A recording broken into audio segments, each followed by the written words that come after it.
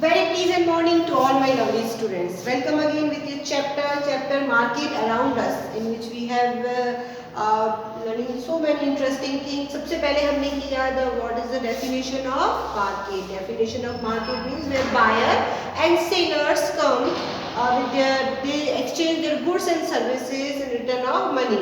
जहाँ पे buyer होता है, seller होता है. Types of market में हमने दो की, retail and wholesale. ये दो टाइप्स के हमने क्लासिफाइड किए मार्केट में.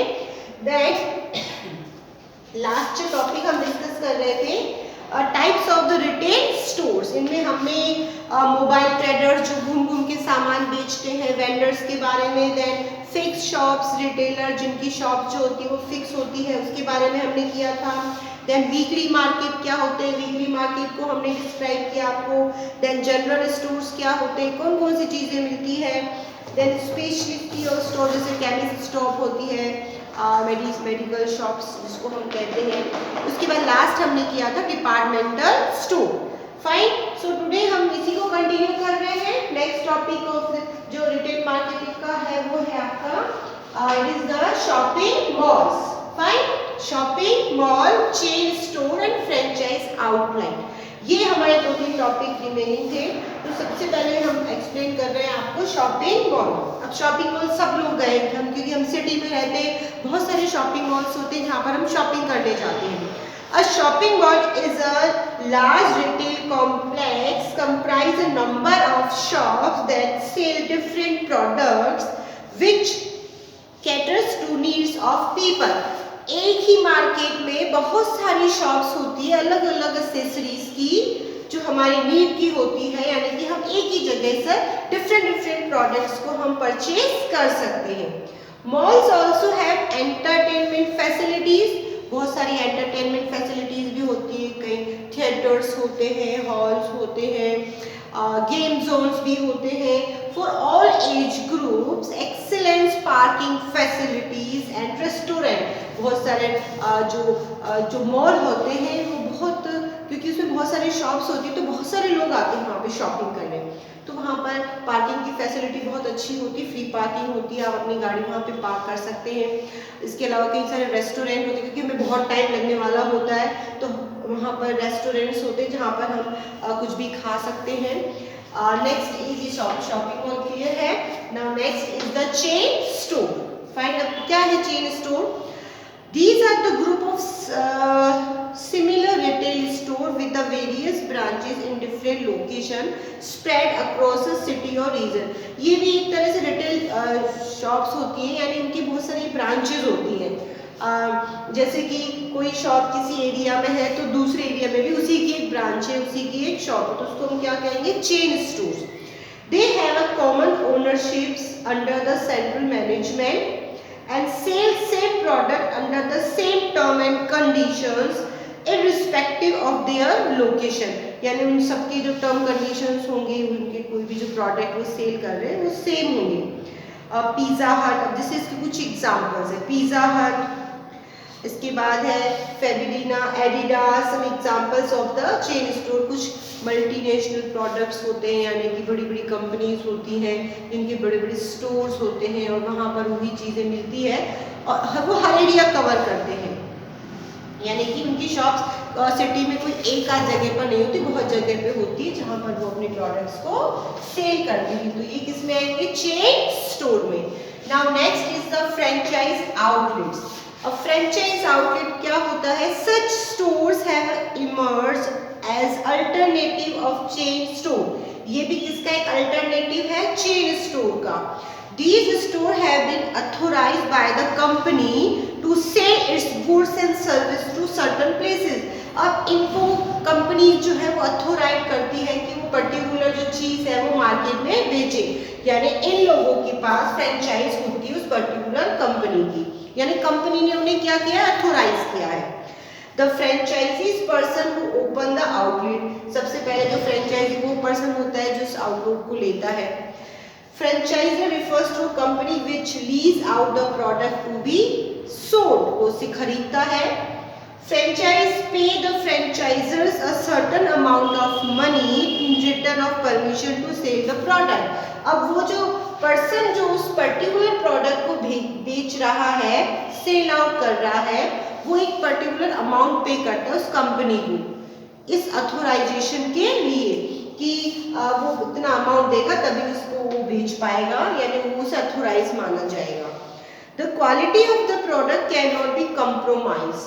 अब इसमें क्वालिटी के साथ कोई कंप्रोमाइज नहीं किया जाता है, यानी फ्रेंचाइज में ये ध्यान दिया जाता है कि प्रोडक्ट की क्वालिटी कहीं पर भी इफेक्ट ना हो। It has been sold as the same prices as fixed by the franchiser. जो फ्रेंचाइजर प्राइस फिक्स करता है उसी प्राइस में वो उसे बेचेगा।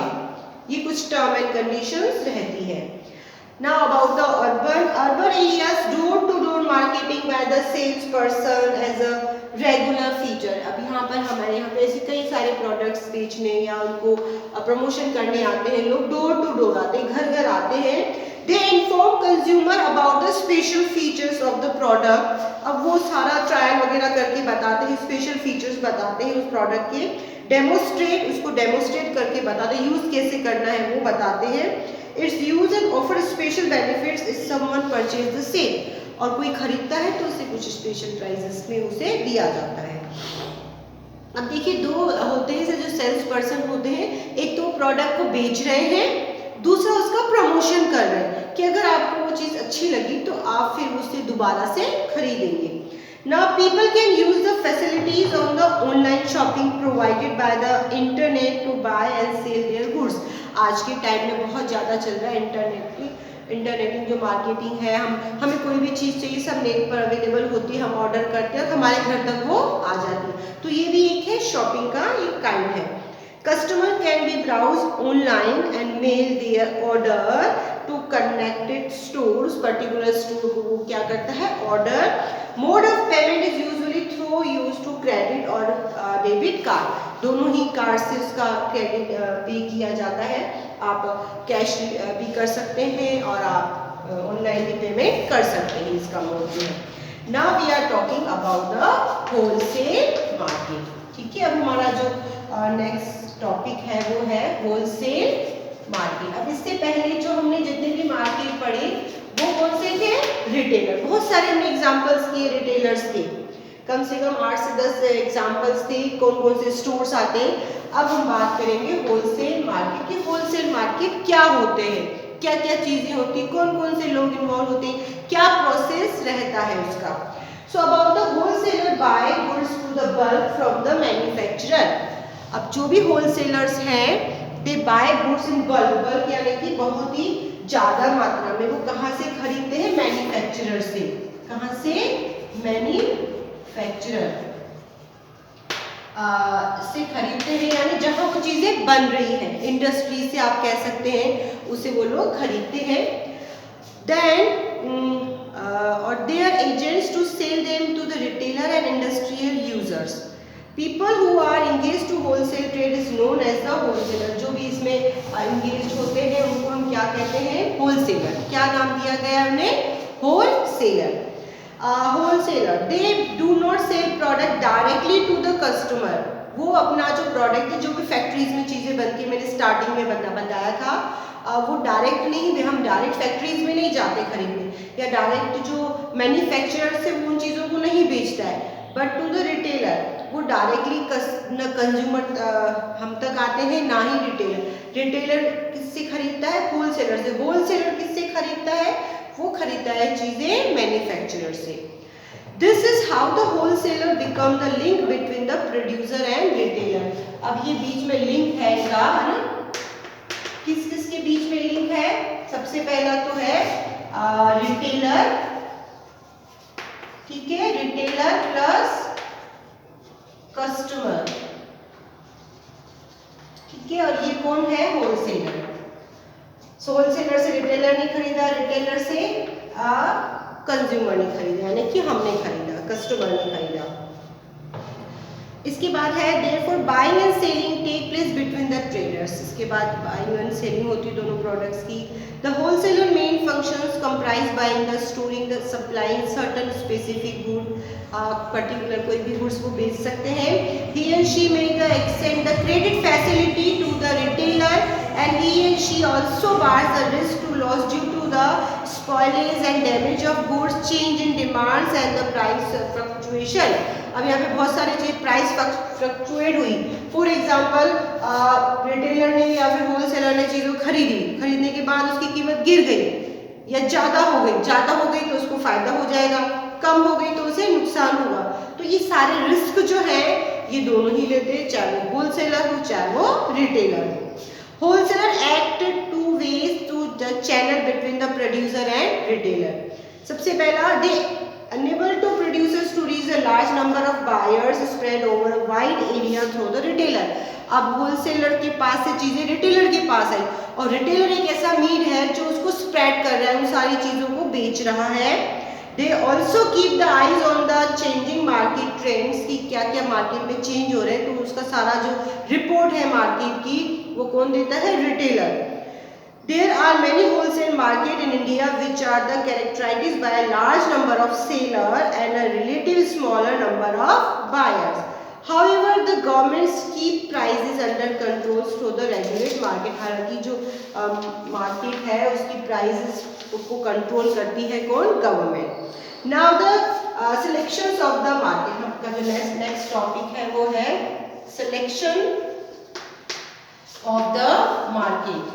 अब हम किस तरह के मार्केट में जाएंगे जब हमें कोई भी चीजें खरीदनी हो, तो ये हमारा जो है नेक्स्ट टॉपिक है.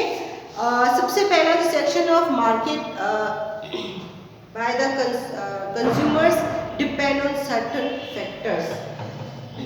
कुछ फैक्टर्स हैं जो इसे इफेक्ट करते हैं. सबसे पहला है the convention location of the concern shop और द स्टोर. वो इजीली वहां तक जा सके, उसके घर के पास हो, जो सारी चीजें मिले. हमें कोई भी चीज चाहिए तो हम बहुत दूर नहीं जाना चाहेंगे, हम पास में जाएंगे. तो सबसे पहले क्या होनी चाहिए? वो नियर बाय होनी चाहिए. अमाउंट ऑफ मनी और income allotted for the purpose of the purchase.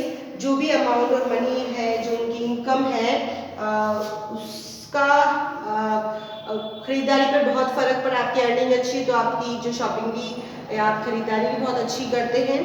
The availability of the necessary good in the market. उस मार्केट में वो सारी चीज़ें अवेलेबल होनी चाहिए जो आपकी ज़रूरत की हैं. आप उस मार्केट में ज़रूर जाना चाहेंगे. ऐसा नहीं है कि आप किसी मार्केट में गए, आपको वहाँ चीज़ नहीं मिली तो आपका वहाँ पे जाना क्या हो गया? बेकार. तो हम ऐसा मार्केट हमेशा चूज करेंगे. whatever the shop selling goods on credit, customers can buy goods now and pay later. ऐसी कई सारी लोग हैं जो क्रेडिट में उधार में सामान लेना चाहते हैं, तो ऐसी फैसिलिटीज भी होनी चाहिए मार्केट में कि आपने खरीद लिया और उसके बाद आप उसको पेमेंट कर रहे हैं. Whenever high quality goods are the reasonably priced, since a customer would prefer visiting a store where products are the competitively priced. अब वैसे ज़्यादातर क्या होता है कि हम बहुत बार्गेनिंग करते हैं, मार्केट में जाते हैं, मोल भाव करते हैं. तो ऐसा मार्केट होना चाहिए जब प्राइसेस की जो रेट हो जो उस पर्टिकुलर प्रोडक्ट की वो फिक्स होनी चाहिए. अब फिक्स होती है तो क्या हम कोई बात नहीं करते, हम जाते हैं और लेकर आते हैं. Both prices and quality are equally important. अब हमें प्राइस भी अच्छी चाहिए और प्रोडक्ट भी अच्छा चाहिए, यानी हम ना तो प्राइस के साथ कोई कंप्रोमाइज कर सकते हैं ना ही प्रोडक्ट की क्वालिटी के साथ. दोनों ही इम्पोर्टेंट है. which influence a customer preference for a particular market. और हमें प्राइस भी अच्छी मिल रही है और हमें क्वालिटी भी अच्छी मिल रही है तो हम उस मार्केट को ज़रूर प्रेफर करेंगे, हम उसी मार्केट में जाना पसंद करेंगे.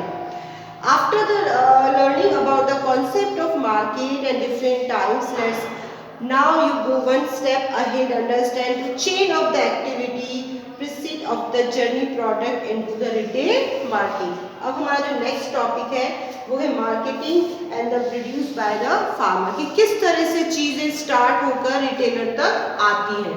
फाइन, तो ये हम टॉपिक करेंगे नेक्स्ट. आपका जो लास्ट लेक्चर वो तैयार होगा. उसके बाद functioning of the wholesale market, किस तरह से फंक्शनिंग होती है. रोल ऑफ द इंटरमीडिएटर, जो इंटरमीडिएटर होते हैं उनका क्या रोल होता है. और लास्ट है empowerment of the Indian farmer. ये 2-3 टॉपिक्स बचे हैं जो हम नेक्स्ट लेक्चर में आपको क्लियर करेंगे. आज का टॉपिक था आपका रिटेल स्टोर, जो 3 हमारे रिमेनिंग थे. होलसेल मार्केट क्या होता है, किस तरह से लिंक होता है होलसेलर का रिटेलर और कंज्यूमर के साथ.